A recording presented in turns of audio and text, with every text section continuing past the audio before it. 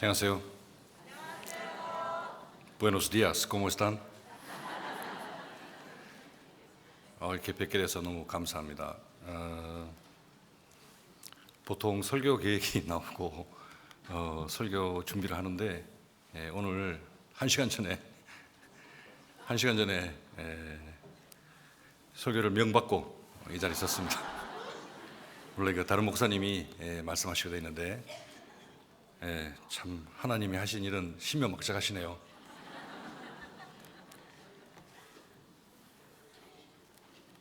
이렇게 뵙게 돼서 너무 감사하고요. 기도하시고 말씀 교제 나누겠습니다. 기도하시겠습니다. 사랑과 은혜가 풍성하신 거룩하시고 고마우신 아버지 하나님, 영원히 멸망받을 저희들 참빛을 비춰주시고 주님의 고귀하신 피로 저희의 허물과 죄를 모두 씻어주시고 새 생명을 허락하심으로 저희들 주님의 자녀로 다시 태어나 산 소망으로 이 땅을 살고 있습니다. 오직 아버지 하나님께 감사와 찬송과 영광을 드립니다. 저희의 인생을 돌아보며 도무지 합당치 못한 저희의 모습들을 주님께서 의인으로 바꿔주시고 주님의 나라로 인도해 주시니 저희가 받은 은혜를 감당할 수가 없습니다. 미련하고 어리석은 모습들 주님이 말씀으로 변화시켜 주시고 인도하시고 양육하셔서 주님의 나라로 인도해 주시니 오직 감사와 찬송을 주님께 드릴 뿐입니다. 하나님 아버지, 이 세상을 돌아보며 주님이 작정하신 마지막 때가 가까움을 잘 알고 있습니다.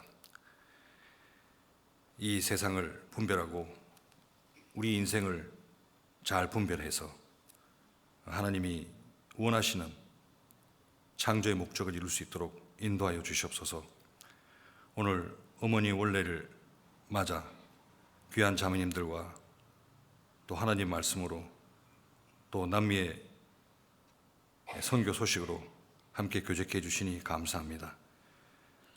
참석하신 모든 자매님들 그 마음마다 주님의 풍성하신 은혜로 채워주시고 또 풍성하신 은혜로 말미암아 더욱 영광 드리는 삶을 살 수 있도록 인도하여 주시옵소서.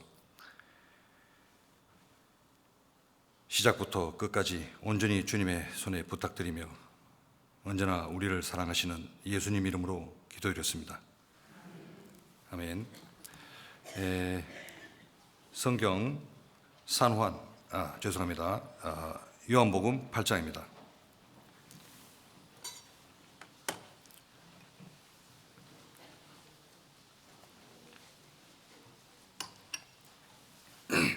요한복음 8장 23절 한 절 말씀을 같이 읽으시겠습니다.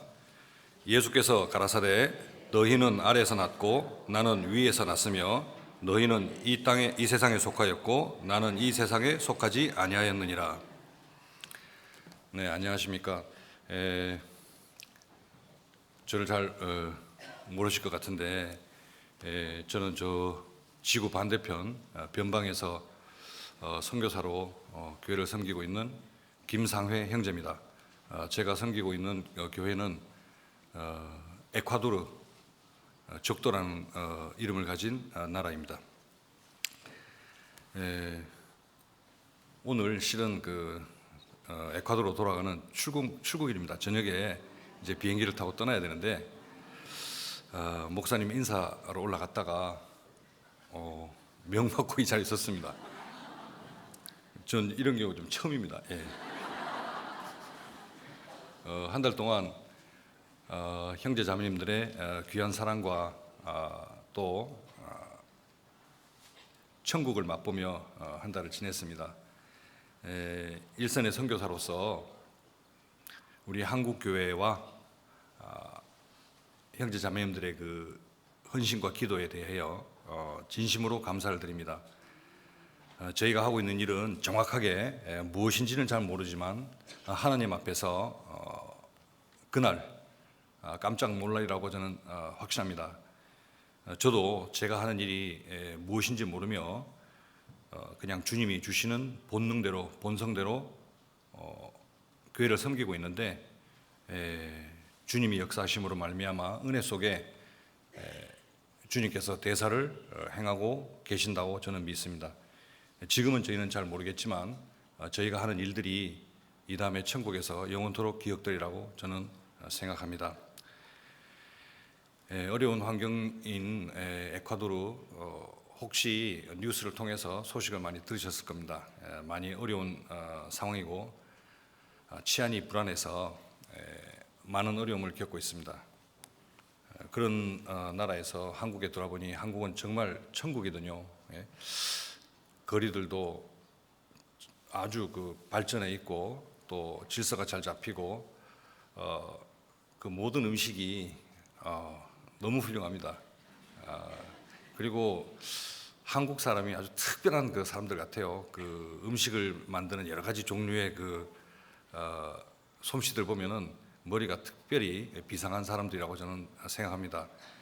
특히 도루망이라든지 기간 산업을 이렇게 짧은 시간 안에 발전하는 거 보니까 대한민국 만세입니다. 여러분은 천국에 사시는 잘 모르시죠? 적응이 되셔서 잘 모르실 거예요. 근데 저 같은 사람이 외국에 오래 살다가 이렇게 돌아보니까 한국이 정말 천국입니다. 그리고 우리 교회가 얼마나 교제가 풍성한지 하나님의 나라가 너희 안에 있는지라 말씀하시잖아요. 예수님이 정말 이 땅에서도 하나님이 하나님의 나라를 맛보시게 하셨다고 저는 생각합니다.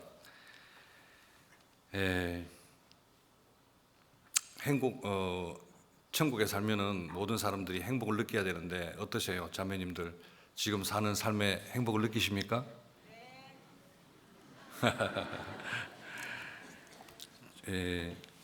오늘 이 시간 제가 무슨 성경을 많이 연구해서 이렇게 말씀드릴 수도 없습니다. 저는 선교사니까 일선에서 그냥 전쟁하고 싸우는 싸움닭 같은 사람이에요.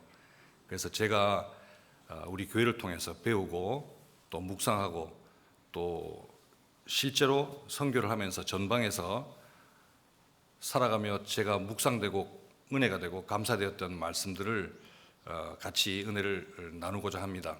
오늘 선택한 이 본문 말씀은 너희는 아래에서 났고 나는 위에서 났으며 너희는 이 세상에 속하였고 나는 이 세상에 속하지 아니하였느니라. 예수님의 말씀이신데요. 우리 중에 누구도 자기 삶을 계획하고 태어난 사람은 없습니다. 태어나 보니 우리가 아래에서 태어난 거예요. 아래에서 태어났다는 말은 공중의 권세 잡은 마귀의 그 권세 아래에서 우리가 태어났다는 겁니다. 땅에서 태어나서 땅의 것을 먹고 땅의 것을 보고 또 땅의 것을 배우고 땅의 것으로 경험을 삼은 우리의 삶은 아래에서 난 사람들입니다. 그런데 예수님이 위에서 나셨죠. 예수님이 피로한 말미암아 아래에서 난 사람이 이제 위에서 난 사람으로 변화된 겁니다. 우리가 살아가는 중에 제일 불행한 일이 무엇이냐면은 꼭 알아야 할 일을 모른다는 것과 또 알게 된 것들에 대해서 잊어버린다는 겁니다. 저는 깊이 있게 성경을 연구하지 못했지만은 현지에서 에콰도르나 그 남미의 식구들에게 가장 기본적인 우리가 꼭 알아야 될 문제를 계속 반복해서 묵상하게 합니다. 우리가 아래에서 났다는 것을 이해하지 못하면은 위에서 나는 자의 신분에 대해서도 잘 이해를 하지 못합니다. 너희 중에 나를 따르려거든 자기를 부인하고 자기 십자가를 지고 나를 쫓으라 하셨는데 그 이유가 뭔가를 제가 깨닫게 됐습니다. 왜냐하면 우리는 아래에서 났기 때문이요. 나의 모든 경험이나 감정이나 생각들, 사상은 다 아래 것들입니다. 개미와 사람이 사랑을 나누지 못하지 않습니까? 사람이 개미 보고 내가 너를 사랑해라고 얘기해도 개미는 사람의 마음을 이해할 수가 없습니다. 또 사람이 물고기와 상어와 돌고래와 사랑을 나눌 수 있겠습니까? 서로 종류가 다르기 때문에 이해할 수가 없는 거예요. 이 세상 천지 만물 중에 왜 하필 사람에게 하나님이 하나님의 형상을 주셨느냐? 하나님은 사랑이시라. 사랑을 이루시기 위해서는 하나님의 사랑의 짝이 필요하죠.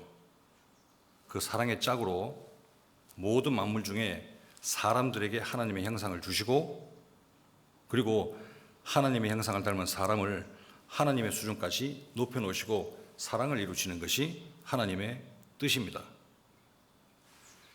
아래에서 난 자가 하나님의 형상을 일방적으로 입었지만 아담이 범죄함으로 말미암아 하나님의 형상을 잃어버렸어요. 그래서 범죄하는 영혼이 죽으리라는 말씀대로 하나님 앞에 우리의 영혼, 하나님의 형상을 담은 영혼은 죽어 있었습니다. 아래에서 태어났죠. 그러나 주님의 은혜로 예수님의 피로 말미암아 우리의 죄와 허물이 씻어짐으로 말미암아 죽었던 영혼이 살아났습니다. 하나님의 형상을 다시 회복한 것이죠. 우리의 신분이 얼마나 높은지에 대해서 이해하지 못하면은 아래에서 난 사람의 삶을 살게 됩니다. 내 주머니에 주님께서 무엇을 넣어주셨는지, 하나님의 은혜가 무엇인지 잘 모르고 살아가는 우리의 삶은 그냥 평범한 세상 사람의 삶과 별다를 것이 없습니다. 그래서 시간이 난다면은, 의도적으로 하나님이 내게 베푸신 은혜가 무엇인지에 대해서 묵상하는 것이 가장 중요한 문제라고 생각합니다. 내가 누구인지, 내가 갈 곳은 어디인지, 내가 사는 목적은 무엇인지에 대해서 깊은 이해가 있어야 된다고 생각합니다. 땅에서 태어난 사람이, 아래에서 태어난 사람이 하나님의 영원한 세상, 영원한 행복을 이해할 수가 없습니다. 그러나 하나님의 영을 회복한 이후에는 하나님의 말씀으로 하나님이 우리를 계속 깨우쳐 가시죠. 성령님의 역사하심으로 말미암아 말씀을 통해서 나의 삶의 목적이 무엇인지, 그리고 나의 마지막 목적지가 어디인지 잘 이해하고 그 길을 걷고 있습니다. 이것이 그리스도인의 길이라고 하죠. 많은 사람들이 눈에 보이는 것, 귀에 듣는 것으로 인해서 많이 오염이 되고 자기의 목적지를 잘 이해하지 못하고 갈 때가 많습니다. 물론 구원을 받은 이후에도 마찬가지죠. 이유가 뭐냐? 마귀가 있기 때문입니다. 마귀가 우리를 굉장히 괴롭힙니다. 사실은 우리에게 고난이 있는 이유는 마귀 때문이죠. 그죠? 그래서 마귀의 그 괴계를 우리가 똑바로 이해해야 됩니다. 마귀는 우리를 보지 못하게 하고 듣지 못하게 자꾸 방해를 합니다. 너희는 너희 아비 마귀에게서 났으니, 아래에서 난 자들을 예수님은 마귀에게서 났다고 표현하고 계십니다. 그러니까 이것을 잘 이해하지 못하면은 자기의 어떤 자기의 그 좋은 행동 위에 하나님의 은혜를 조금 더 받아서 조금 의롭게 됐다고 이해하는데 그렇지 않습니다. 우리는 퍼펙트하게 아래에서 났어요. 마귀의 자식입니다. 이같이 큰 구원을 등한히 여기면 너희가 어찌 피하리요? 하나님이 우리를 구원하신 그 큰 구원에 대해서 심상히 생각하는 사람들이 요즘 많은 것 같습니다.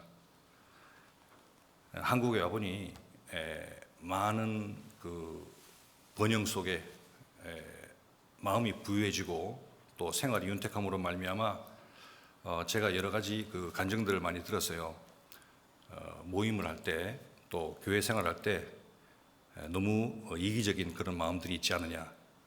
또 과거에 저희들이 이제 구원받고 처음 모임을 할 때는 구호 모임, 조모임도 각 가정에서 가정을 개방해서 형제자매를 섬겼는데 세월이 가면서 이제 그 구원받은 지 오래되신 분들은 그런 모습을 계속 가지고 있지만 요즘 새로 구원받으신 분들이나 또 신세대 분들은 좀 편하기 위해서 또 바쁘다 보니까 좀 이렇게 변화되는 그런 모습을 가진 것 같습니다.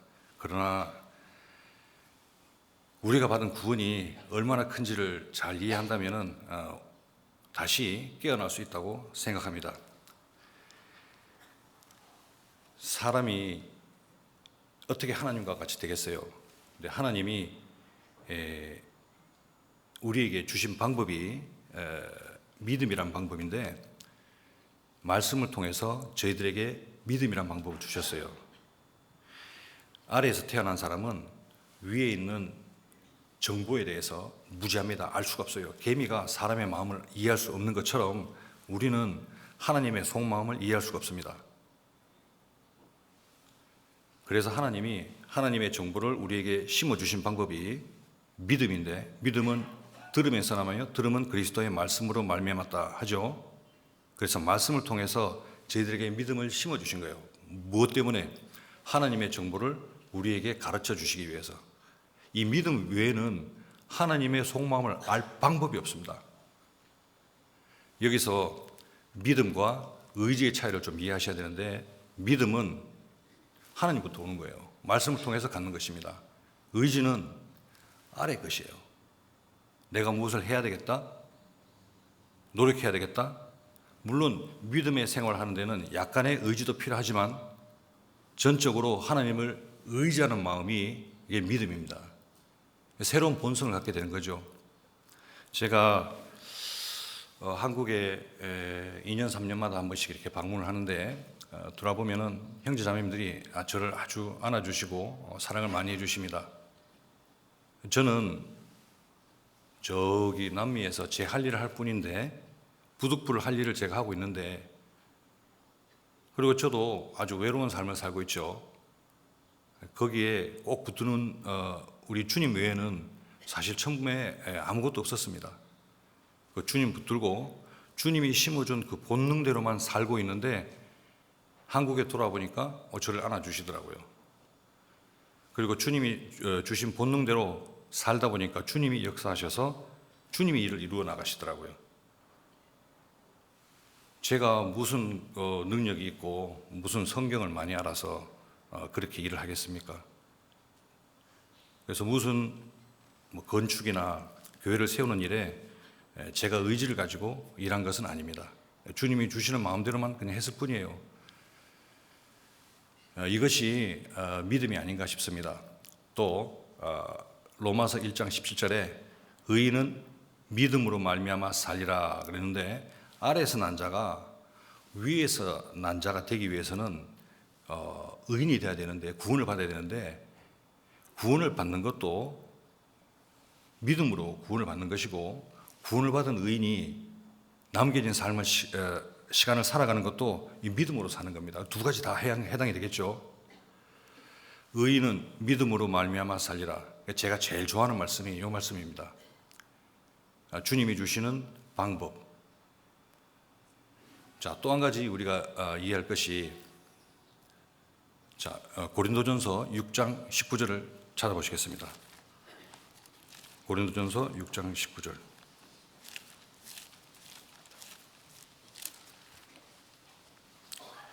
6장 19절, 20절 두 절을 같이 읽으시겠습니다.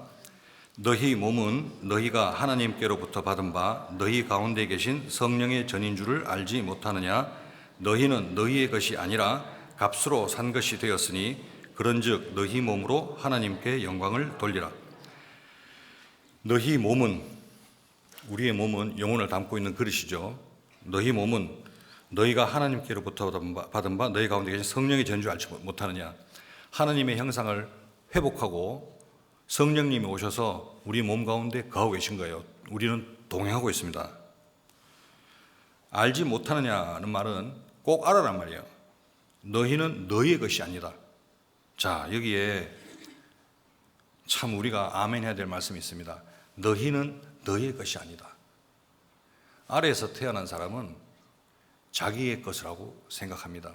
그러나 구원을 받은 이 고린도전서는 고린도 성도에게 보낸 편지죠. 그러니까 구원받은 사람들에게 보낸 편지입니다. 그러니까 너희라는 말은 구원받은 성도란 뜻이에요.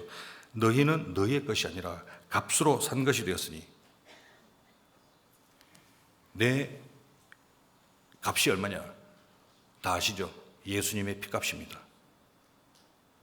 내 인생은 나의 것이 아니라 나를 사주신 예수님의 것입니다. 너희는 너희 것이 아니니 값으로 산 것이 되었으니 그런즉 너희 몸으로 하나님께 영광을 돌리라. 우리말에는 너희 몸으로라고 되어 있지만 스페인어 성경에는요, 너희 몸과 영혼으로 두 개가 다 포함되어 있습니다. 영어 성경에도 그런다고 제가 알고 있습니다. 우리 성경에는 너희 몸으로, 그래서 교회 생활과 나의 생활을 분리하는 사람도 들어봤습니다. 나의 인생은 나의 것이 아니라 주님의 것이에요. 값으로 산 것이 되었으니. 그리고 이 값이 얼마나 비싼지, 싼지에 대해서 잘 생각해야 됩니다. 제가 이 휴대폰 예를 많이 드는데, 휴대폰이 있어요. 이 휴대폰이 어떤 사람은 150만 원을 주고 사고 200만 원을 주고 사고, 어떤 사람은 중고폰을 5만 원 주고 사고 10만 원 주고 사고, 가격이 다르죠.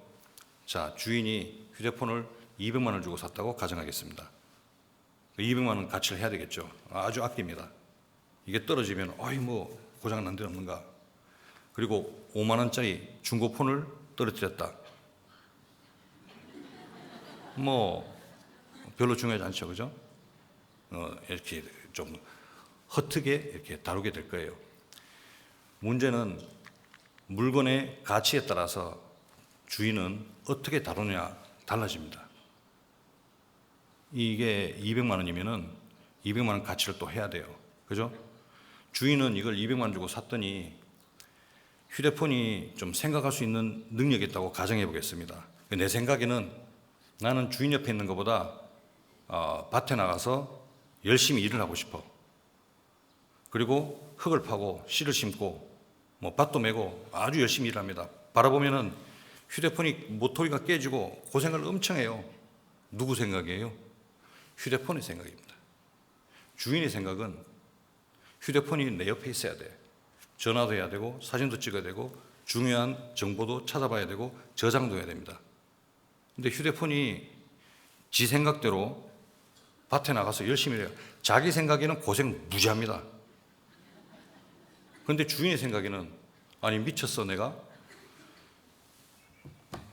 밭을 갈고 농사를 지으려면 한 2만 원 주고 꽃갱이나 삽을 사서 2만 원만 쓰면 되는데 미쳤다고 200만 원을 줘? 구원받은 그리스도인의 값이 얼마입니까? 예수님의 피값입니다. 예수님은 하나님이 육신의 몸을 입고 이 땅에 오신 분이 예수님입니다. 그러니까 하나님의 피값이 내 값이에요.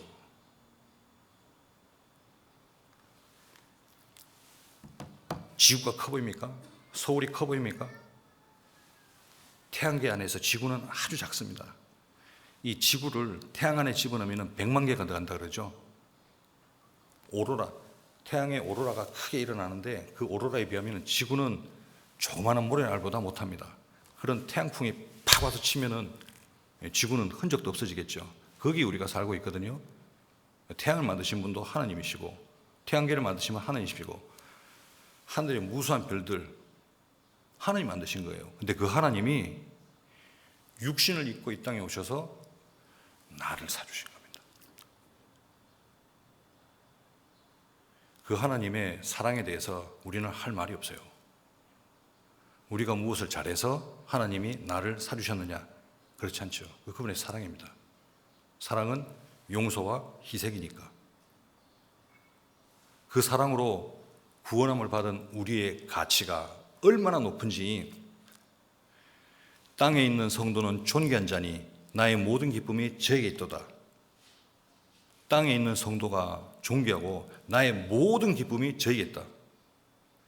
수많은 별들 중에 태양계, 지구에 그리고 이 땅에 하나님의 모든 기쁨이 성도에 있는 거예요. 아주 주목하고 계십니다. 왜 우리가 가끔씩 착각을 하느냐? 우리는 아래에서 나서 아래의 본성을 여전히 가지고 있습니다. 그래서 눈에 보이는 것, 귀에 들리는 것으로 많은 유혹을 받고 그것으로 우리의 경험을 삼으려고 하고 또 나의 경험을 의지하기도 합니다. 하나님의 방법이 따로 있는 거예요. 자, 책을 위에서 놓으면 이렇게 아래로 떨어집니다. 이 법칙이잖아요. 만유인력의 법칙. 위에서 아래 떨어집니다. 똑같이 하나님이 만드신 법칙이 있습니다. 그 법이. 이걸 무시할 수가 없어요. 이걸 무시하면 안 됩니다. 모든 물건이 위에서 아래 떨어지듯이 하나님이 만드신 법이 있는 거예요. 그 법이 뭐냐? 우리가 말씀을 통해서 배우고 있는 다 구원받으신 분들이죠. 그리스도인의 삶입니다. 하나님의 말씀을 의지하지 못하고 자기 생각이나 자기 감정이나 자기의 경험을 의지하는 사람은 착각하는 거예요. 그래서 예수님이 너희 중에 누구든지 나를 따르거든 자기를 부인하고, 왜? 자기가 부인이 안 되면 이걸 알 수가 없습니다.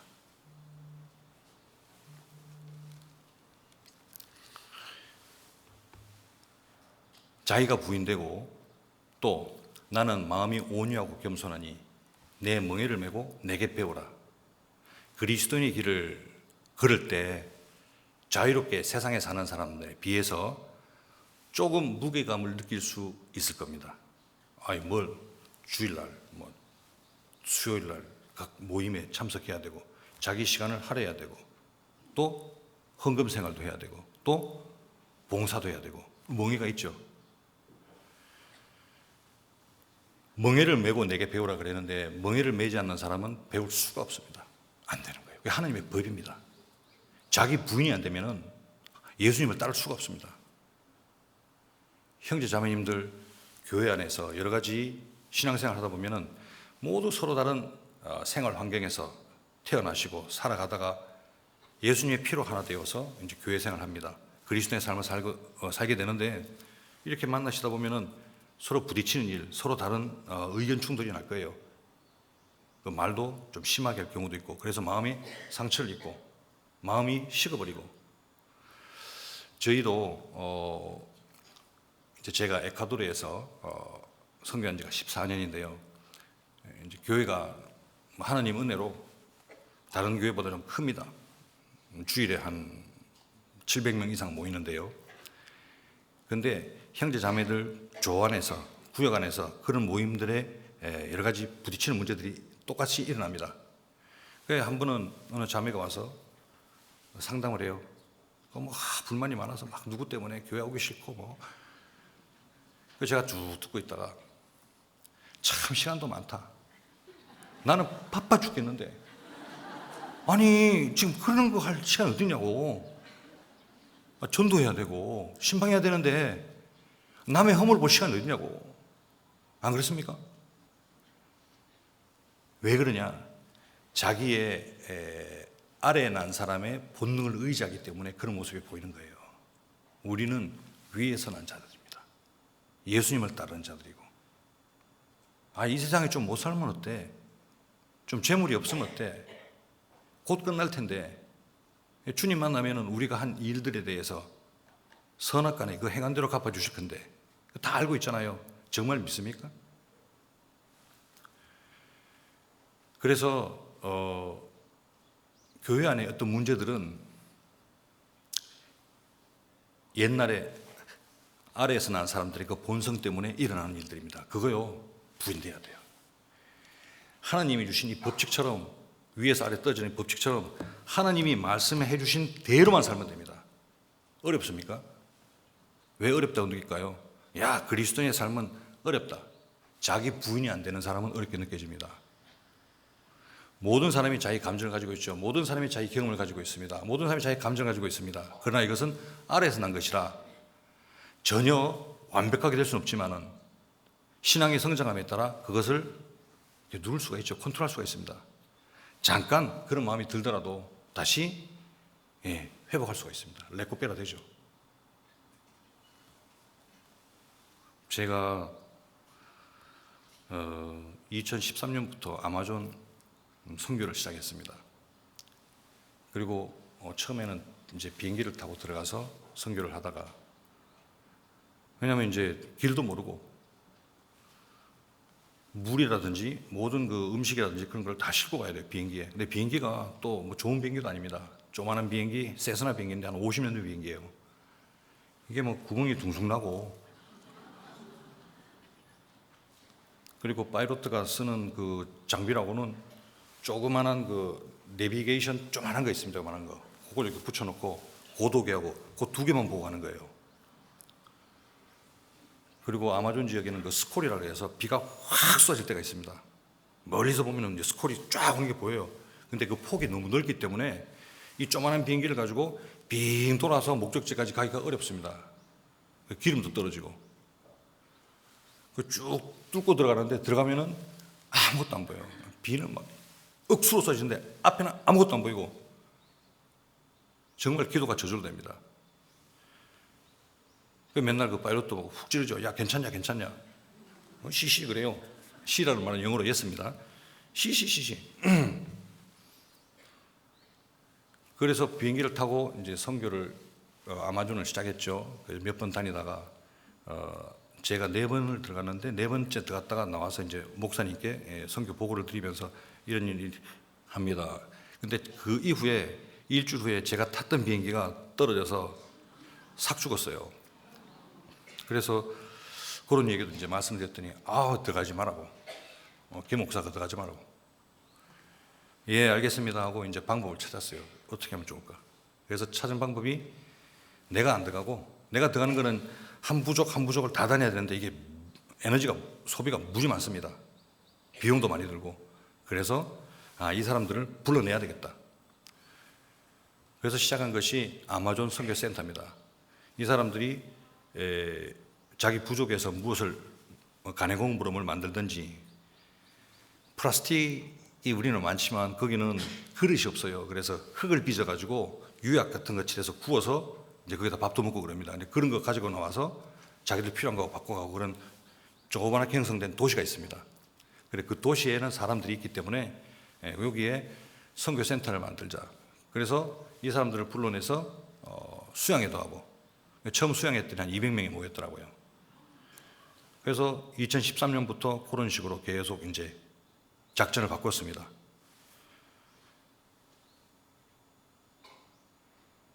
그 선교를 할 때 이제 선교센터가 만들어지고 제가 이제 계속 다녀야 되니까 길이 왕복 2차선이에요.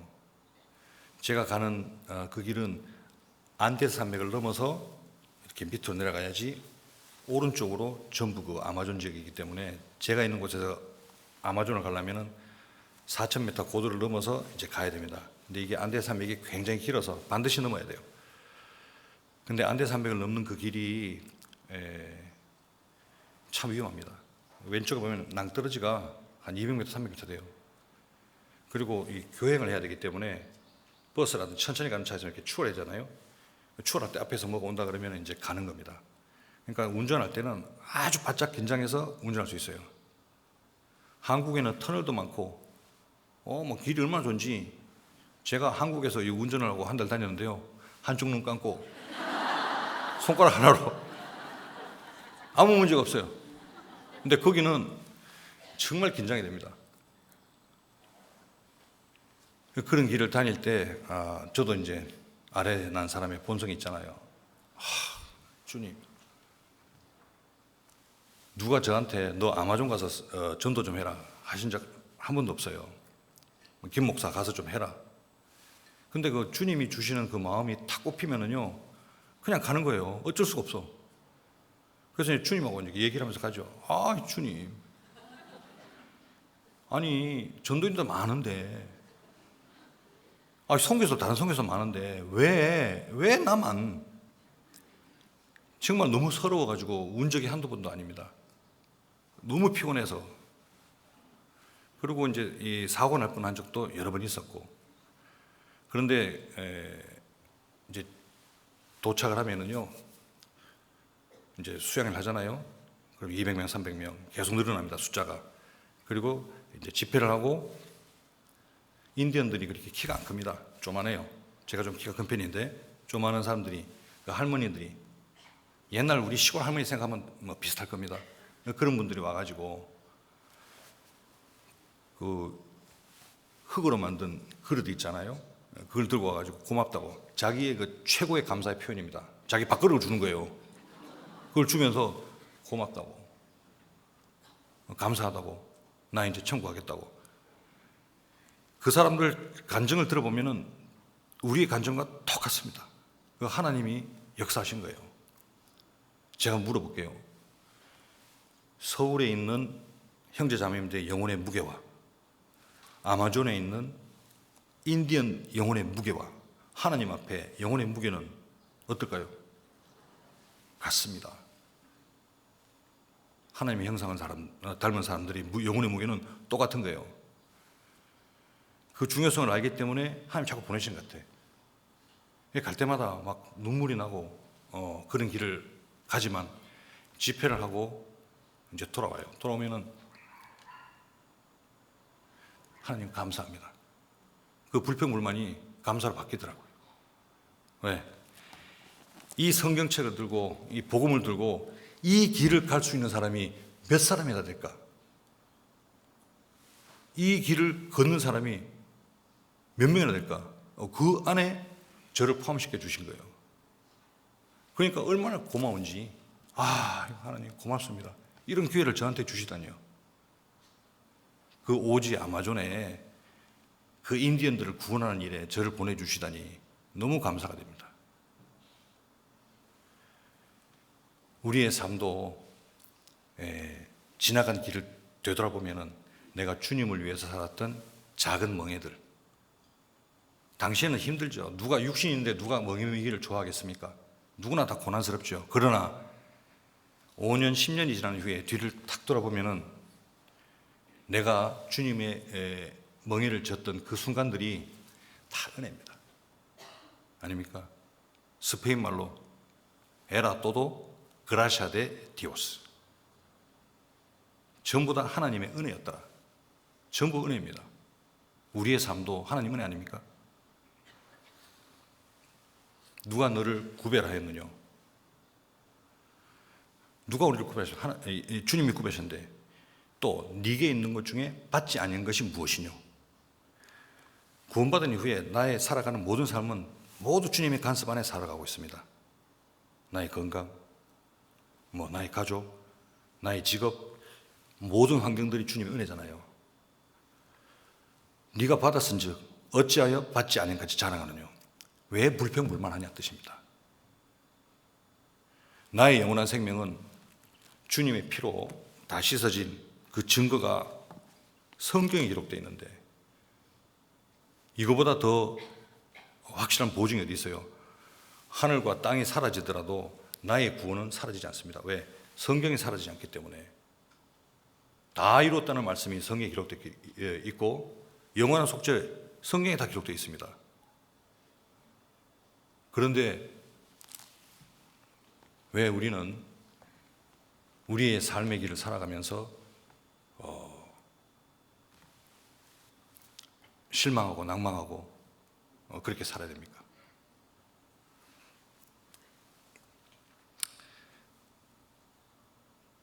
예수님을 아는 방법, 그 방법은 멍에를 매는 방법입니다. 그래서 고난에 대해서 그렇게 겁내지 마세요. 지나가 보면은 다 하나님의 은혜입니다. 요즘 그 에콰도르 사정이 아주 어려운데요. 납치, 살인, 폭동 이런 게 영화에서 보는 게 아니라 제 옆에서 일어납니다. 또 재미있는 얘기 하나 드릴까요? 총이 얼마나 왔다 갔다 하는지 저희 교회당은 이 양철 지붕입니다. 그리고 이 천장을 이런 그 이제 석고보드 형태로 천장을 쳐서 안에서 보면은 뭐 괜찮은데 이 함석으로 해가지고 쫙 양철 지붕에 비가 오잖아요. 우기 때 비 오면은 설교는 못 합니다. 암만 소리 질러도 뒤에 안 들려요. 스피커 막 올려도 안 들려요. 그 정도로 시끄럽습니다. 하여튼 설교를 주일날 하고 있는데 한 번은 뭐가 위에서 빵 하는 거예요. 그러니 한 셋째 줄 되는 그 어떤 청년이 밑에서 뭘 주전자들이 뭘 찾아내더라고. 총알입니다. 밖에서 막 총 쏘고 난리 치니까 총이 올라갔다 이제 뚫고 들어온 거예요. 머리 맞았으면 아마 크게 다쳤을 거예요. 이것도 얼마나 감사한지. 총알 떨어지는 대강당에서 설교하는 사람 있으면 나와보라 그래.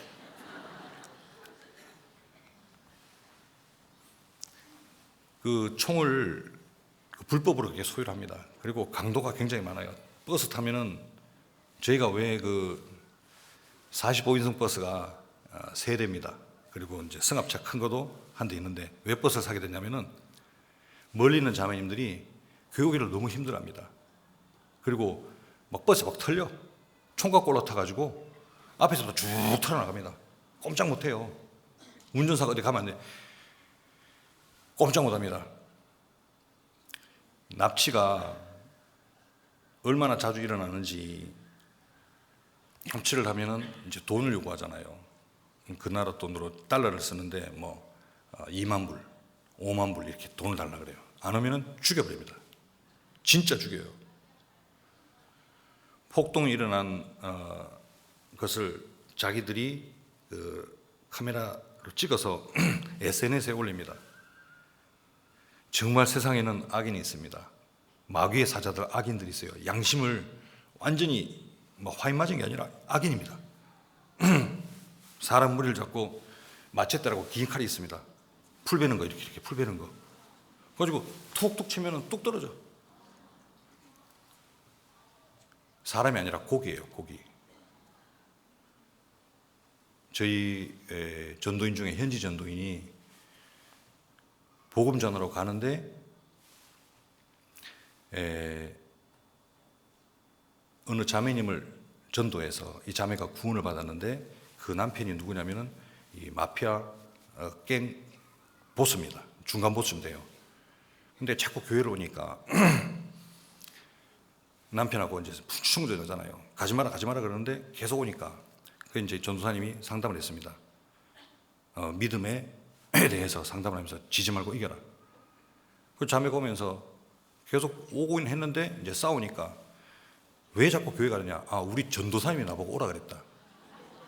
아니, 자기 믿음을 따라서 뭐 나는 교제를 하기 위해서 가야 되겠다 이렇게 얘기하면 되는데 전도사님이 핑계를 댄 거예요.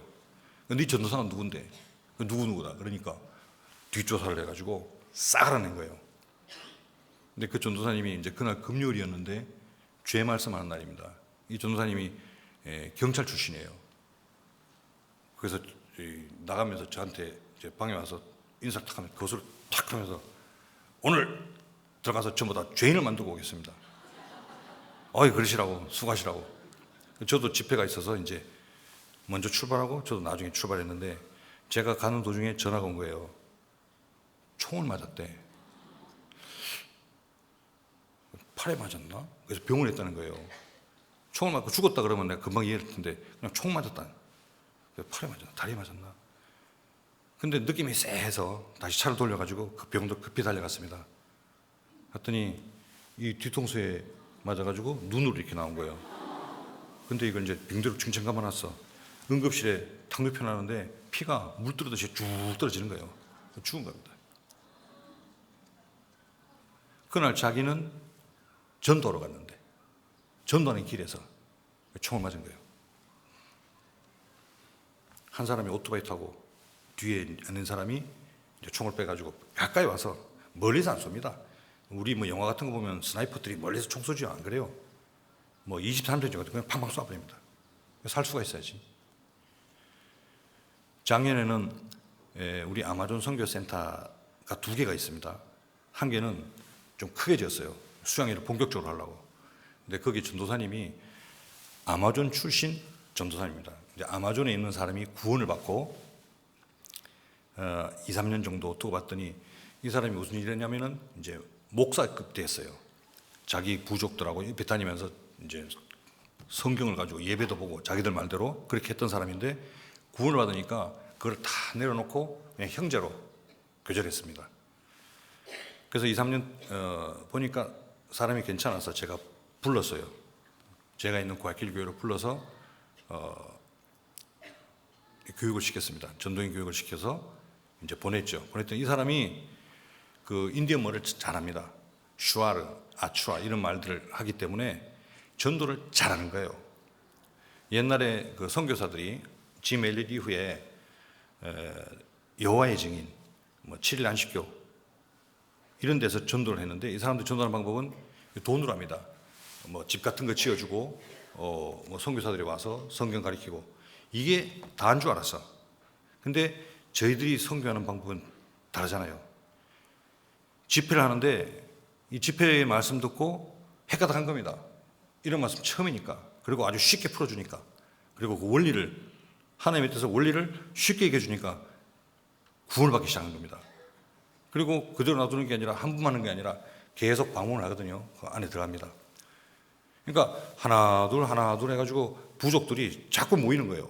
저희가 아마존에 교회가 30개입니다. 그리고 그 다른 선교단체에서 선교를 하는데 브로커들이 있어요. 예를 들면 이제 선교하는 사진을 찍어서 교회에 보내면은 선교 잘한다 그래가지고 돈도 보내주고 하니까 이게 이제 사업처럼 하는 사람도 있습니다. 손님이 자꾸 뺏기는 거예요, 우리한테 쉽게 얘기해서. 그러니까 자기 사업이 안 되잖아요. 누군지는 모릅니다. 근데 분명히 그런 데서 사주를 했어요. 전사님이 이제 한 저녁 8시쯤 공부를 하고 있는데 누가 사무실 문을 열고 오더니 뚜벅뚜벅 오더니 아무 말도 안 하고 뭘 탁 빼더니 그냥 거기다 놓고 총을 쏘더래요. 공부하는 사람 앞에다가 이 권총을 쏘니까 첫 발은 불발. 깜짝 놀랐지 자기도. 그래서 또 한 번 탁 땡겼는데 두 번째도 불발. 그러니까 이제 전사님이 깜짝 놀란 겁니다. 첫 방에 탁 맞았으면 그냥 갈 텐데 첫 방도 불발, 두 방 또 불발이니까 이제 그때 탁 깨달은 거예요. 날 죽이려고 하는 거나. 그러니까 이거를 책상 확 일어나면서 소리를 막 지르고 와 그러니까 이제 그 청부업자도 총알이 안 나가니까 얼마나 당하겠습니까? 그때부터 도망가면서 뒤를 보고 쐈는데 세 번째 발은 나갔습니다. 하나님 막으신 거예요. 그리고 밖에 차가 있어서 그 차를 타고 도망갔는데 이제 경찰에 신고를 하고, 근데 아마존은 그 입구 도로를 탁 통제하면요 꼼짝 못합니다. 어딜 갑니까? 그래가지고 경찰이 그 다음날 그 청부업자를 잡았어요. 베네수엘라 출신인데. 그런데 이 시카리오들 청부업자들은 절대 말을 안 합니다. 누구한테 돈 얼마 받아서 왜 죽이라 그랬는지 얘기를 안 해요. 얘기를 하면은 죽어요. 재판 끝나고 교도소 들어가면은 형을 들어가잖아요. 그 안에서 죽어.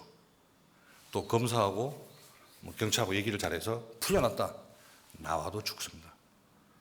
그러니까 시카리오 그 청부업자가 말을 하면은 자기 죽는 거예요. 그러니까 절대 얘기를 안 합니다. 그래서 경찰도 그걸 잘 알아요.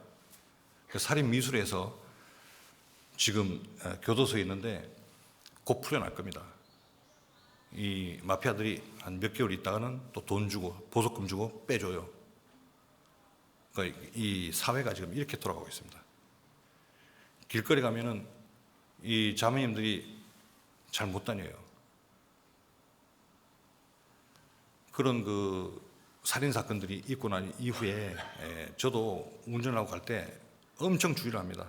오토바이가 갑자기 빨리 내 옆에 온다든지 그러면은 확 딴 데로 도망가고, 또 어디 내려가지고 어디 좀 몇 발짝 몇 미터 걸어갈 때는 그 뭐 보디가드처럼 항상 이렇게 주의를 봅니다. 누가 옆에 오는 게 싫어요. 납치가 얼마나 빠른지 아십니까? 2초 3초면 한 사람 탁 납치합니다. 그 승합차 타고 와가지고 문 탁 열고, 영화에서 그렇게 보이죠, 그죠? 똑같아요. 둘이 내려가지고 어깨로 팍 치면은요 쏙 들어가. 그리고 문 탁 닫고 가버립니다. 심지어는 식당에서 4명이 가족이 식사하고 있는데 3명이 돌아서 한 명이 그 애를 확 안고 나가고 2명은 이 어깨를 아버지 어깨를 쥐고 총을 가지고 들어오기 때문에 꼼짝 못합니다. 그 밖에 나가니까 차 타고 도망가 버리고, 그리고 한 2시간 있다가 애는 풀어주고 그 아버지를 풀 테니까 4만 불을 내라. 그래서 그 사람은 4만 불 주고 풀려났습니다. 안 주면은 죽입니다. 왜 그러냐? 윗부분에서는 그 마피아들이 서로 싸우고 난립니다. 에콰도르에 17개 마피아가 있는데 그 마피아들이요 뒤에 멕시코 마피아, 뭐 콜롬비아 마피아 이렇게 줄이 쫙 연결돼 있어요. 그래서 에콰도르에 있는 마피아만 다 때려잡아도 해결이 안 됩니다. 뒤에 줄들이 워낙 빵빵해서 이 사람들이 잠수함도 있습니다. 마약을 운반할 때 잠수함 가지고 운반을 하고요. 그다음에 RPG-7이라고 그 탱크 잡는 그 바주카포 같은 게 있어요. 그걸 가지고 경찰차를 공격을 합니다. 우리는 뭐 어디 마약 1kg 압수했다, 뭐 10kg 압수했다, 뭐 이런 얘기 뉴스에 보이는데 톤 단위로 압수합니다. 1톤 반, 뭐 2톤 압수했다 이런. 그러니까 그 마약량이 얼마나 많겠어요. 위에서는 마약 그런 그 카르텔이 싸우고 있고 그 밑에는 진짜 그 갱단들이 날개를 치고 있습니다. 경찰은 뭐 하느냐? 경찰 화력이 갱단들의 화력을 못 당합니다. 심지어 경찰도 죽으니까. 그리고 이제 돈을 쫓아서 그 갱단들이 하기 때문에 실은 저희를 이제 집회하면은 많이 초대를 하잖아요. 그 초대자 중에 이제 갱단들이 왔더라고요. 나중에 알고 봤더니 저에 대해서 조사를 다 했어. 왜냐하면은 이제 자금이 저한테 오면은 제가 쭉 분배를 주거든요. 그러니까 이 교회가 현찮은데 뭐 그런 대로 살림을 잘 살고 있으니까 돈이 어디서 나냐? 헌금으로는 다 안 되는데 돈이 어디서 나냐? 이 쭉 따라오니까 이제 저를 본 거예요. 그래서 제가 다닐 때는 정말 조심합니다. 그래서 신방을 가려 그래도 어느 지역은 형제들이 오지 마라 그래요. 외국인이다, 뭐 키도 크고 머리도 허옇고 그러니까 금방 눈에 띄죠. 그러면 뭐 저를 데려가면 어떻게 해요? 그래서 어떤 지역은 제가 휴대폰으로 이제 카톡 같은 왓삽이 있습니다. 그거로 보고를 받고 또 얘기도 하고, 어떤 지역은 아예 가지도 못합니다. 거기 뭐 마피아들이 우르르 해서 아주 힘들어요. 돌아가야 되는데 돌아가는 길에 여러분께 우리 치안에 대해서 좀 부탁을 드립니다. 좀 안정된 치안 속에서 전도할 수 있도록. 그 에콰도르가 전도가 잘 되는데 전도 잘 되니까 뭐 별짓을 다 해요. 마귀들이 저를 아주 공격하고 있는데 뭐 별로 겁은 안 나는데 교회가 걱정인데 또 한편으로 생각하면 뭐 주님이 알아서 하시겠지. 인생이 뭡니까? 자매님들, 인생이 뭐예요? 다 죽음을 건너가잖아요. 어떤 형제가 있었는데, 형제인지 모르겠습니다. 10년을 저를 괴롭혔어요. 비방하고 뒤에서 이상한 소리하고 그룹 막 이렇게 자기들끼리 무리를 짓고. 근데 작년에 심장마비가 가지고 스텐을 2개를 박았습니다. 그래도 안 돌이키더라고. 올해 심정지가 와가지고 20분 동안 죽어 있었어요. 심정지가 되면 이제 뇌에 산소 공급이 안 되니까 사람이 죽거든요. 근데 20분 동안 서 있었는데 어떻게 그걸 살려내서 또 막 이렇게 뭐 기계 넣고 해가지고. 근데 살아났는데 코마에 빠져가지고 이제 의식을 못 찾는 겁니다. 2주 반을 코마 상태에 있다가 한 3주 되니까 이제 깨어났습니다. 정신 태어났는데. 참 비적적으로 정신을 차렸는데, 그 자매님은, 부인은 자매님은 이제 구원 받으신 분 맞아요. 이제 휴대폰을 가져가지고 저하고 화상통화 시켜주더라고. 병원에 함부로 못 들어가니까. 그래 얼굴을 탁 보는데 침대에 누워가지고 풍채도 좋아하는데 꼼짝도 못하고 누워 있는 거예요. 그래 어떠시냐고 인사를 하고 얼굴을 가만히 보니까 너 이제 죽음을 바로 건너가야 될 텐데 네 손에 지금 들고 있는 것이 뭐냐? 너 뭐 들고 주님 만날래? 이런 생각이 탁 드는 겁니다. 그렇잖아요. 침대에서 뭐래? 자기 돈이 있어도 그 돈 갖고 자기 가족 돈이 많습니다. 무슨 소용이 있어요? 옷도 잘 입었어. 신발도 뭐 맨날 바뀌고. 그게 무슨 소용이 있습니까? 침대에 누워서 이제 죽어가는데 매몰차게 그 자리에서 묻지는 못했지만은 너 손에 지금 뭐 쥐고 그 강을 건널 거냐? 그리고 생각해 보니까 이게 또 내 경우가 되더라고요. 누구나 죽는데 나도 어느 순간 침대에 누워가지고 꼼짝 못하고 이러고 있다가 나도 죽음을 건너가고 주님 만나야 되는데 나는 무엇을 듣고 주님 만날까?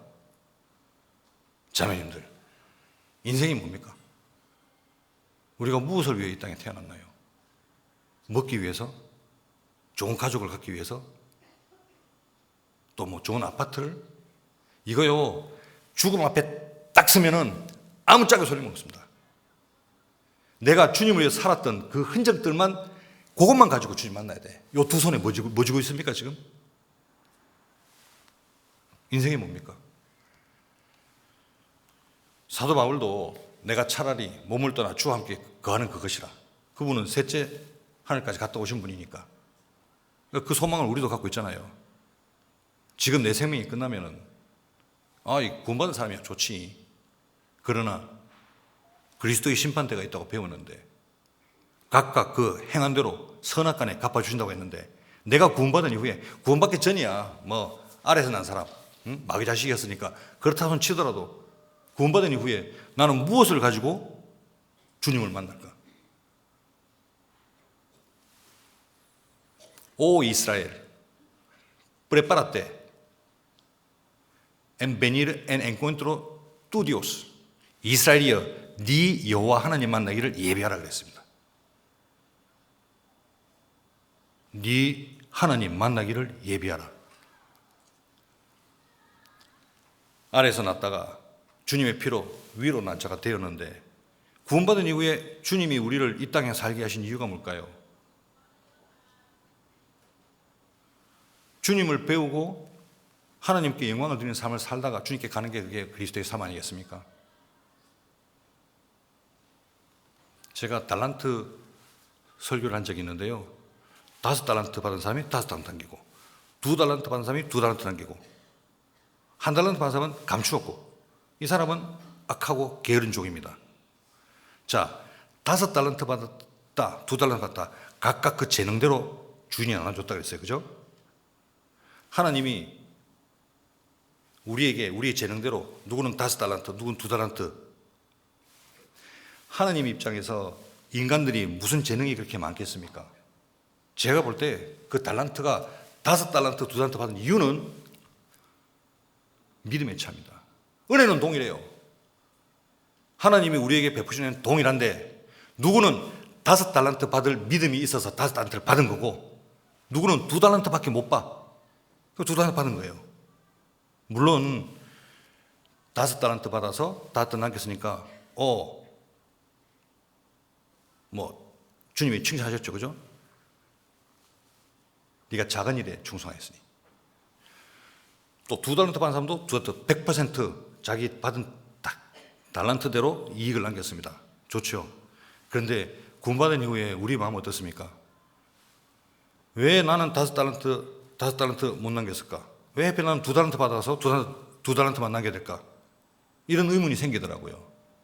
주님이 주신 은혜는 똑같은데, 똑같이 우리에게 은혜를 주셨는데 왜 누구는 5달란트 받고 왜 누구는 2달란트 받냐? 이게 좀 아쉽더라고. 물론 자기 재능대로 뭐 2달란트 받아서 2달란트 남겼다, 좋은 일이죠. 그러나 하나님 앞에 은혜는 동일한데, 나도 5달란트 받아야 되는데 내가 5달란트 받아가지고 5달란트 남기면 주인이 더 좋아하실 텐데, 안 그렇습니까? 2달란트 받아가지고 2달란트 남기는 게 좋을까요? 5달란트 받아가지고 5달란트 남기는 게 이게 잘하는 거지.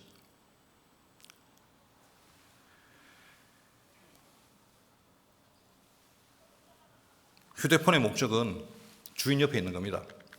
주인 뜻대로 살아야 돼요. 아래에서 난 자는 자기의 경험, 자기의 감정, 자기의 생각을 따라서 살지만, 세상을 따라 살지만, 위에서 난 자들은, 주님의 피로 구원받은 사람은, 이 값으로 삼바가 된 자들은 주인 뜻대로 사는 겁니다. 너희는 너희 것이 아니라 그랬잖아요. 그런데 아직까지 자기 인생을 자기 것인 줄 알고 자기 생각대로 사는 사람들은 이 법을 무시하는 거예요. 떨어져요. 안 그렇습니까? 휴대폰의 주인의 마음을 알고 자기 기능을 잘할 때 이 가치가 있는 겁니다. 구원받은 사람의 가치는 예수님의 피값인데, 구원받은 자의 기능을 잘할 때 그 가치를 인정받는 거예요. 그런데 말은 잘하면서, 그리스도인이라고 말은 하면서 그 속에 정말 주님을 아는 믿음이 있는지.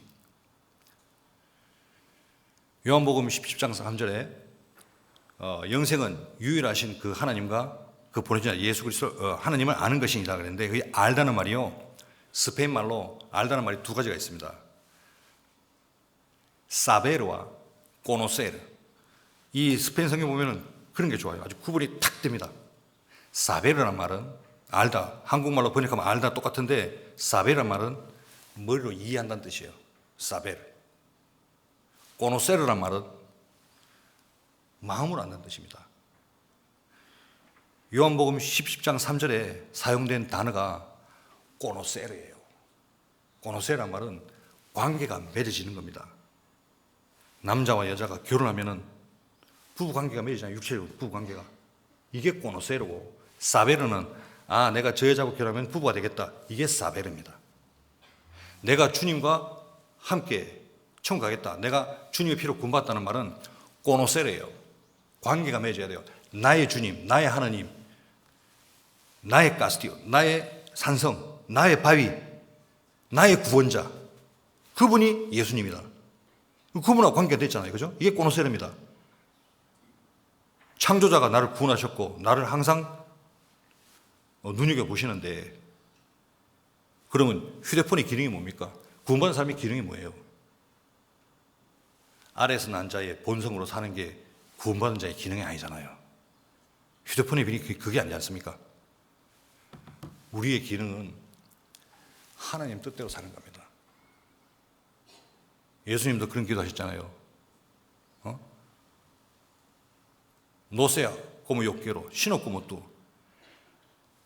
아버지, 가능하면 이 잔을 지나가게 하소서. 그러나 내 뜻대로 마시고 아버지 뜻대로 하옵소서. 노세야 como yo quiero. 내가 원하는 대로 하지 마시고 como tú, 아버지 뜻대로 하십시오. 그래서 그리스도인의 삶은 쉽습니다. 시킨 대로 하면 되니까. 내가 뭔데? 주님이 날 사셨는데 주님 뜻대로 살면 되지. 내 생각에는 나 오늘 기분이 나빠. 이거는 아래에서 난 자가 하는 사람이야. 우리는 위에서 났잖아요. 그죠? 그러니까 자기 부인이 져도 되는 거야. 주님이 야, 너 베네수엘라 좀 가라 그러면 전 가야 됩니다. 좀 이따 성경 보고 드리겠지만 너 어디 칠레 좀 가라 그러면 칠레 갑니다. 저는 가기 싫죠. 제가 아마존을 나갈 때 집에서 차를 타고 출발하는데, 왜 자매님들 옛날에 애기 놀 때 그 애기 놀러 들어가면서 방에 고무신 똑바로 놓고 운다 그러죠. 내가 저 신발 신을 수 있을까? 저도 그랬습니다. 집을 나서면서 이거 갔다가 다시 돌아올 수 있을까? 매번 그랬어요. 매번. 요새도 그럽니다. 어디 멀리 아마존이나 저런 데 갈 때요, 집 문을 닫으면서 돌아올 수 있을까? 기도하고 출발합니다.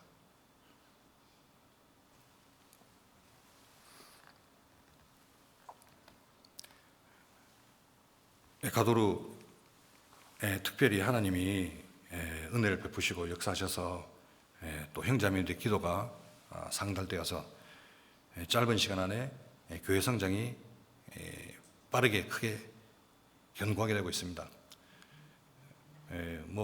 형제자매들하고 거의 같이 뒹굽니다. 저는 한국에 오니까 자매님들이 전부 예쁘고 날씬하고 그러세요. 에콰도르 자매님들은 좀 이렇게 펑펑합니다. 배도 많이 나오고. 농담 삼아 맨날 그래요. 그 바퀴는 집에 놓고 나오라니까 왜 자꾸 바퀴 끼고 나오냐고. 그럼 다 듣겠죠. 많이 안아줍니다. 제가. 누구나 안아줘요? 예쁜 사람 안아줘요. 할머니들, 뚱뚱한 사람들, 이런 사람 팍팍 안아줘요. 그걸 다 보고 좋아합니다. 한국 가서 잘 몰라가지고 자매님들 보고 악수했더니 되게 부끄러워하시더라고요. 우리는 막 안는데. 주님 안에서 의지가 아니라 주님이 주시는 방법, 믿음대로 사는 것이 우리의 길이라고 생각합니다. 자매님들 너무 염려하지 마시고요. 세상 보지 마시고. 세상은 장망상 아닙니까? 이제 곧 망하는데 우리는 위에 가잖아요. 그러니까 내 생각하지 말고 주님 생각이 무엇인지, 주님은 뭘 원하시는지, 구역에서, 조에서, 또 교회에서 하나님이 뭘 나에게 원하시는지 그대로 살면 됩니다. 뭐 그렇게 염려를 해요. 저는 이런 기본적인 내용을 우리 형제자매들에게 아주 강조합니다. 뭐 깊은 성경을 내가 못 연구해서 시간도 없고 뭐 바쁘니까요. 근데 이런 부분은 확실하게 얘기합니다. 그래서 형제자매들이 그걸 또 잘 받아들이고 또 그렇게 살고 있습니다. 그래서 에콰도르에서도 동일한 성령님이 일하시고요. 교제 형태가 한국 교회하고 똑같아요. 뭐 교회학교 청년회, 뭐 조모임, 구역모임, 교구 모임 똑같습니다. 뭐 찬양대, 교회학교 똑같아요. 그래서 선교팀을 혹시 오시게 되면은 교제를 하셔도 전혀 이질감 없이 교제가 됩니다. 제가 시간 좀 많이 갔는데요. 영상으로 잠깐 소개해 드리겠습니다. 오늘 좀 늦겠는데 괜찮습니까? 그만할까요, 그러면? 좀 더 할까요? 네, 그럼 좀 더 할게요. 자, 아마존 선교가 좀 궁금하실 건데 다른 선교가 달라서, 왜냐하면 저희밖에 안 해서.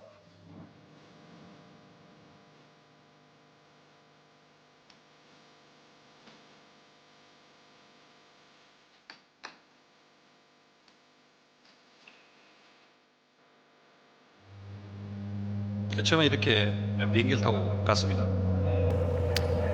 부족마다 마을 중간에는 이렇게 비행기장을 만들어 놔요. 안 그러면 뭐 물자 공급이나 그런 게 전혀 안 되니까. 식수가 이런 강물을 퍼먹습니다. 그러니까 아이들 배를 보면 배가 빵빵해요. 뭐 신발도 없고 잠자는 데는 그냥 그 바나나 잎에 그 위에 잡니다.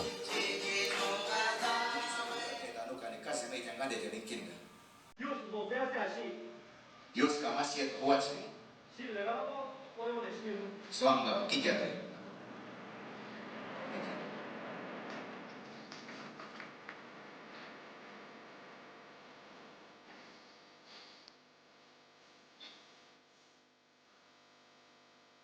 예, 처음에 이렇게 진행을 하다가요. 요즘에는 아마존 선교가 굉장히 활발해졌습니다.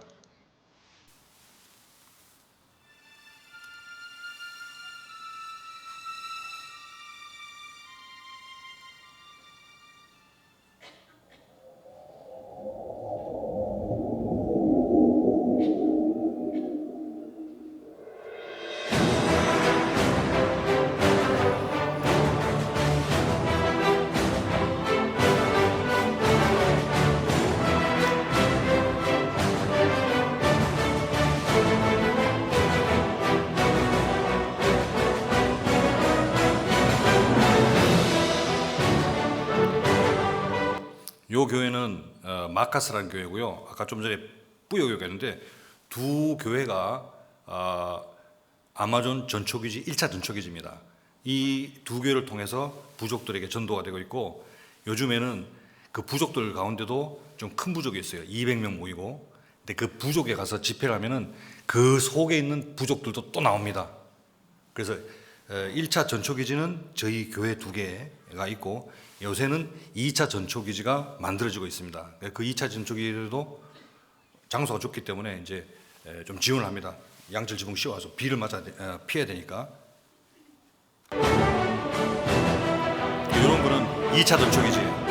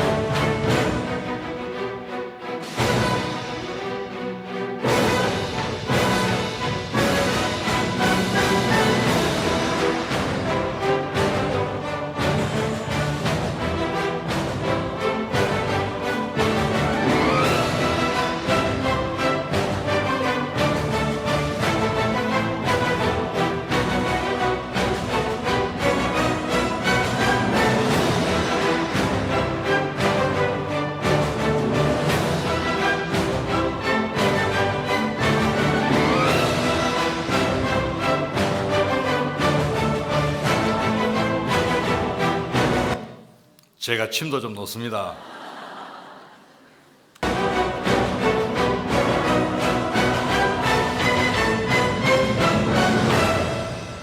네, 감사합니다.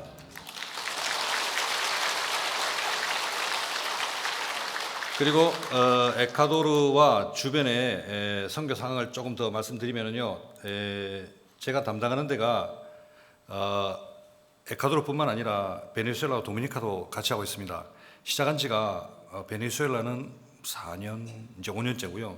도미니카는 8년이 됐는데 선교사님들이 안 와. 미치겠습니다, 제가. 남미 사실 제일 처음 생긴 교회가 과일길 교회예요. 제가 처음으로 들어갔고요. 이거 자랑은 아닌데 죄송합니다. 볼리비아, 칠레, 페루, 도미니카, 베네수엘라, 파나마 이런 곳에 가서 집회라고 한 20-30명 모아놓고 이제 총회 전화드려서 선교사님을 보내달라 그러면 이제 보내주십니다. 그러면은 자립을 시키고 저는 이제 연락을 안 하고 딱 끊어버려요. 그러면 이제 그게 이제 각 교회가 그렇게 출발합니다. 근데 이 베네수엘라하고 도미니카도 시간이 이렇게 되는데 선교사님이 안 와가지고 아직까지 제가 다니고 있습니다.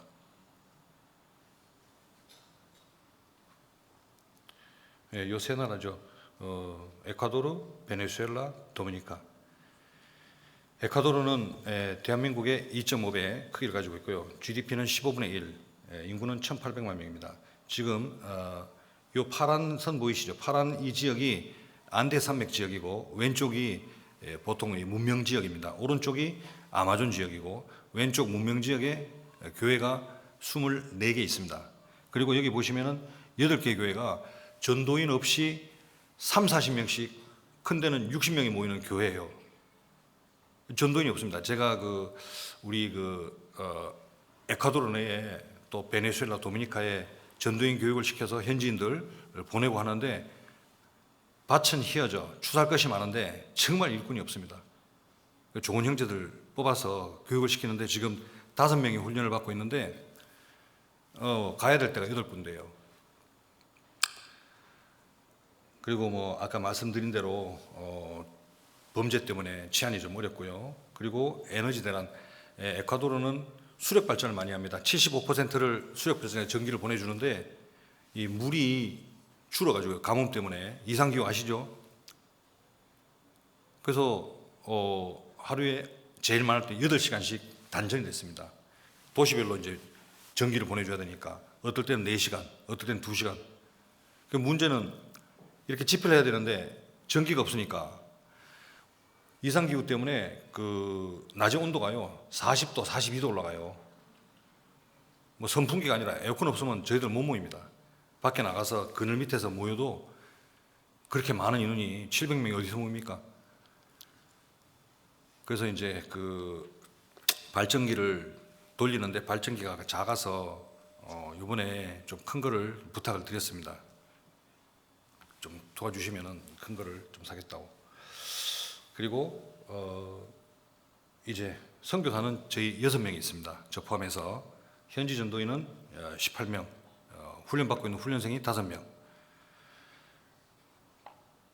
그리고 저희는 그동안 제가 시작한 지 14년이 됐는데 내년부터 현지 전도인들 전도비를 자립을 하려고 합니다. 거머리에겐 2딸이 있었다고 하는데 맨날 그렇게 가르쳐요. 이때까지 그렇게 우리를 도와주고 이제 우리도 남들 도와줄 때가 안 됐냐. 그리고 우리 전도인들은 우리가 모시는 게 안 맞냐. 왜 한국 형제자매들이 왜 우리 전도인들 전도비를 줘야 되느냐. 그래서 그런 게 공감을 얻어서 몇 년 전부터 준비를 했는데 이제 내년부터 하려고 준비를 하고 있습니다. 내년부터는 선교사들은 사실 감당이 안 돼요, 그 사람들. 그래서 현지 전도인들만 우선 전도비를 자립을 할 예정입니다. 잘했죠? 보통 박수 나오는데. 이거는 우리 에콰도르 수양가입니다. 가성비 1등입니다. 논을 사가지고 흙을 메워서 이 전부 나무 한 그루 한 그루 다 심었습니다.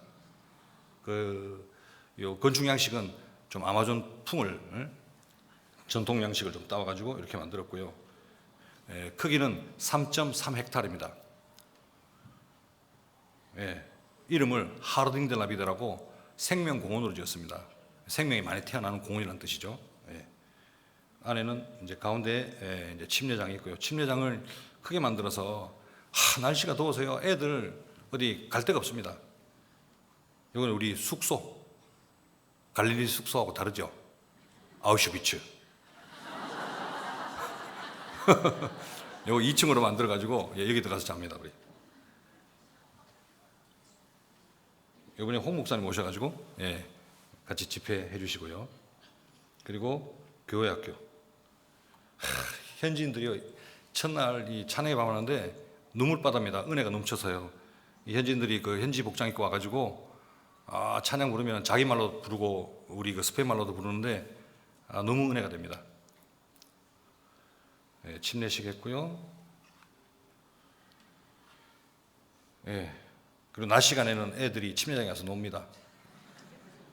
뭐 물을 깨끗하게 위해서는 다 빼내야 되는데 그래도 이게 너무 더워가지고요. 여기서 애들 좀 식혀야 돼요. 우리 그 옛날에 대강당에 보면은 큰 다라에다가 얼음 넣고 그랬잖아요. 저희도 그렇게 합니다. 그래서 수건 같은 거 적셔가지고 목에 걸고 그렇게 말씀 듣고요. 너무 더워가지고 너무 덥습니다. 이거 물 깨끗하게 하려고 해도 안 돼. 여기서 오줌 다 싸고 암만 해도 얘기해도 안 됩니다. 이번에 그 전도인 안수식도 했습니다.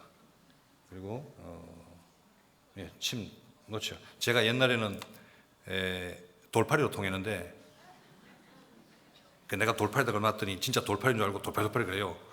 돌팔이가 좋은 말인 줄 알고. 근데 놓다 보니까 정말 잘 났습니다. 이게요, 의사에 대해서 이 사람이 나를 낫게 해줄 거라는 확신이 있잖아요. 그러면 70%를 낫고 시작한답니다. 근데 이 사람들은 저를 믿어요. 정식을 배웠느냐? 저 스페인 있을 때 3년 어깨너머로 배우고 책 사가지고 이제 공부를 좀 했어요. 근데 에콰도르 가면서 그냥 몰모트가 많잖아요. 그래서 저는 실제로 치료하면서 배운 겁니다. 잘 났습니다. 제가 담당하는 거는 급체, 또 두통, 어디 겹질려가지고 띵띵 부은데, 끝나고 오셔요.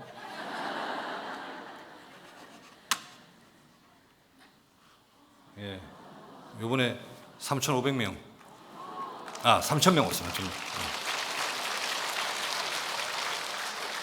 그래서 이런 논 사가지고 이런 건축을 다 했습니다. 그래서 보내주신 헌금 아껴 쓰고 알차게 가성비 좋게 그렇게 쓰고 있습니다.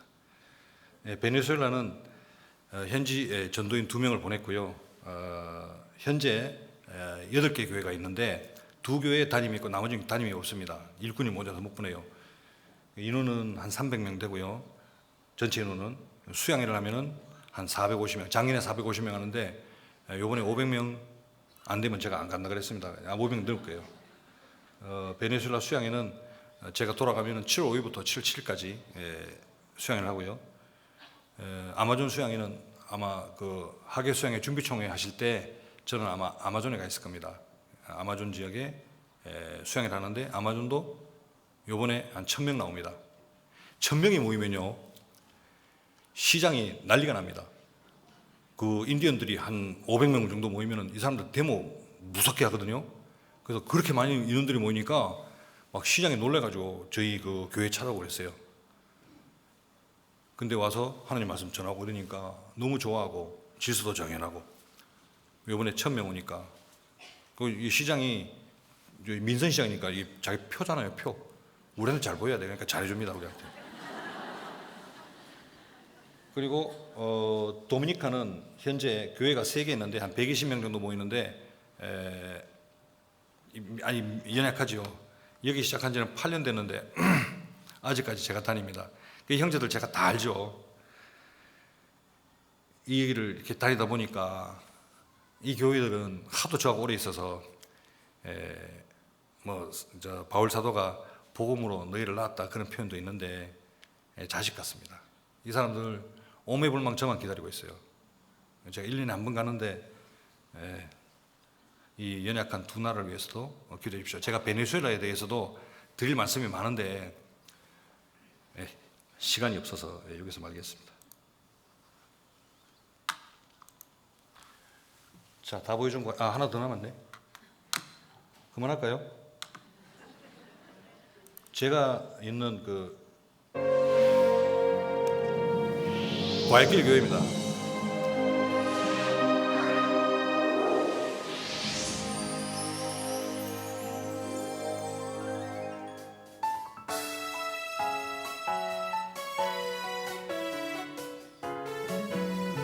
싹 다 지은 겁니다.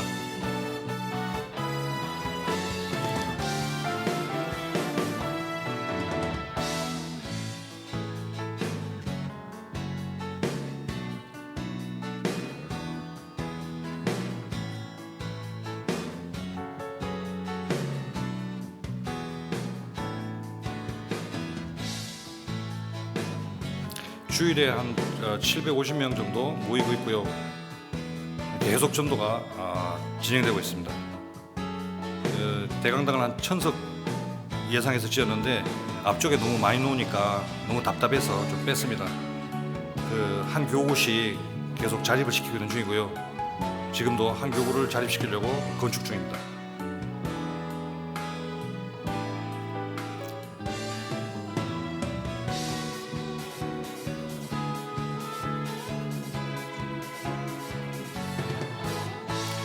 교회 학교는 초등부, 중고등부로 나눠서 초등부에 한 100명, 중고등부에 100명, 그래서 교회 학교가 한 200명 모입니다.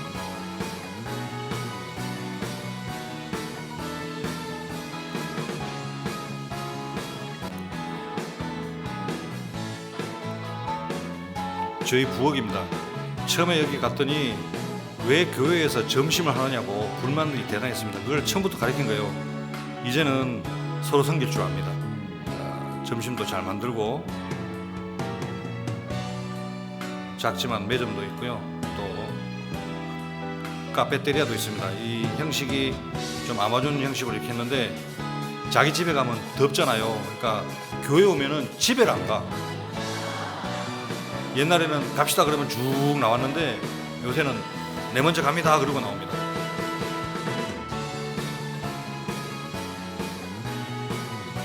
에콰도르의 교회들 건축을 제가 많이 했는데요. 하다 보니까 이 손재주가 좀 있어서 그런지 이거 폭포 제가 만든 거예요.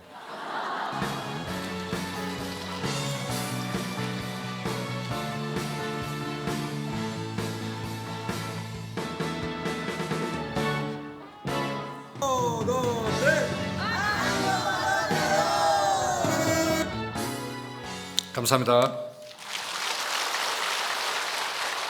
형제자매님들이 기도해 주시고 또 보내주시는 그 헌금으로 남미 선교 이렇게 진행되고 있고요. 주님이 허락하신 시간까지 줄기차게 전도하려고 합니다. 제 뜻이 아니라 주님 뜻대로, 제 본성이 아니라 주님이 주신 본성대로 그렇게 살려고 애쓰고 있습니다. 형제자매님들 부디 건강하시고요. 또 다음에 한 3년 후에 또 기회가 되면은 찾아뵙기로 하겠습니다. 건강하십시오. 그리고 아까 부탁드린 대로 그 치안 상태가 너무 불안해서 기도해 주시면은 제가 좀 안전하게 일할 수 있을 거라고 생각합니다. 기도 많이 해주시기를 부탁드립니다. 아시겠죠? 기도하시겠습니다. 사랑과 은혜가 풍성하신 거룩하시고 고마우신 아버지 하나님, 귀한 은혜를 감사합니다. 오늘 말씀과 또 남미 지역, 특히 에콰도르와 베네수엘라, 도미니카 지역의 선교 현황에 대해서 저희들 함께 교제를 나누었습니다. 특히 아마존 지역에 주님께서 역사하셔서 귀한 영혼들이 주님께 돌아오는 귀한 역사가 이루어짐을 보고 주님께 감사와 찬송과 영광을 드립니다. 이 일이 주님 오시는 날까지 계속되고 더 흥왕하게 주님의 나라가 확장되도록 은혜를 베풀어 주시옵소서. 몸은 떨어져 있지만 한 소망으로 이를 위하여 일하게 해주시고 또 오늘 우리가 묵상한 대로 삶의 목적, 그리스도인의 목적대로 살아갈 수 있도록 주님이 주시는 본성대로 살 수 있도록 인도해 주시옵소서. 귀한 시간 주님께서 함께 주심을 감사드리며 언제나 우리를 사랑하시는 예수님 이름으로 기도드렸습니다. 아멘. 감사합니다.